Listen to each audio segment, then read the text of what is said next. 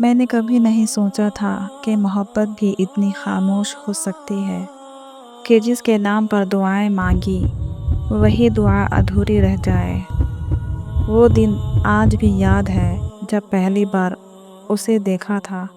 میری آنکھوں میں جیسے دنیا رک گئی تھی، ایک سکون، ایک خاموش سی مسکراہٹ، جیسے کسی نے میری تقدیر میں ایک نیا باب لکھ دیا ہو۔ میں نے رب سے پہلی بار دعا کی تھی، یا اللہ، اگر یہ میرا نصیب ہے تو میری زندگی میں آسانی لکھ دے۔ مگر شاید میں یہ بھول گئی تھی کہ ہر دعا پوری نہیں ہوتی اور ہر محبت نصیب نہیں ہوتی۔ وقت گزرتا گیا، ہماری باتیں بڑھتی گئیں اور فاصلہ کم ہوتا گیا، لیکن دل کے اندر ایک خوف تھا، کیا یہ سب کچھ حلال ہے؟ کیا میری یہ محبت اللہ کو پسند آئے گی؟ میں اکثر راتوں کو روتی تھی، سجدے میں گر کر کہتی، یا اللہ، اگر یہ میرے حق میں بہتر ہے تو اسے میرا بنا دے، ورنہ میرے دل سے اس کی چاہت کو نکال دے۔ لیکن چاہت نکلتی کہاں ہے، وہ دل میں جڑوں کی طرح پھیل گئی تھی۔ ایک دن اچانک وہ خاموش ہو گیا، نہ کوئی میسج، نہ کوئی بات۔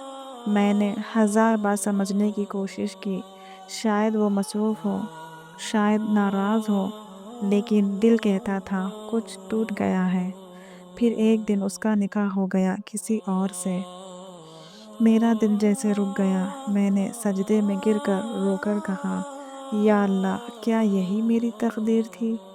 کیا میری دعائیں بے اثر تھیں؟ پھر دل کے کسی کونے سے آواز آئی، نہیں، تمہاری دعا ضائع نہیں ہوئی، بس تمہاری دعا نے تمہیں وہ دے دیا جو تمہارے ایمان کے لیے بہتر تھا۔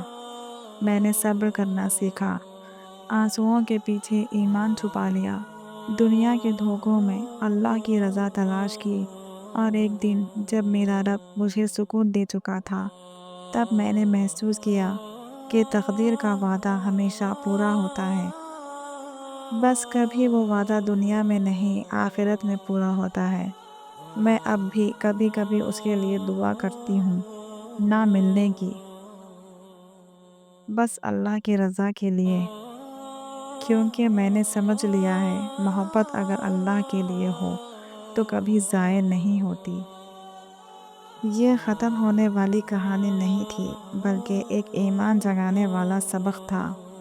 کبھی کبھی ٹوٹا ہوا دل ہی انسان کو رب کے قریب لے آتا ہے۔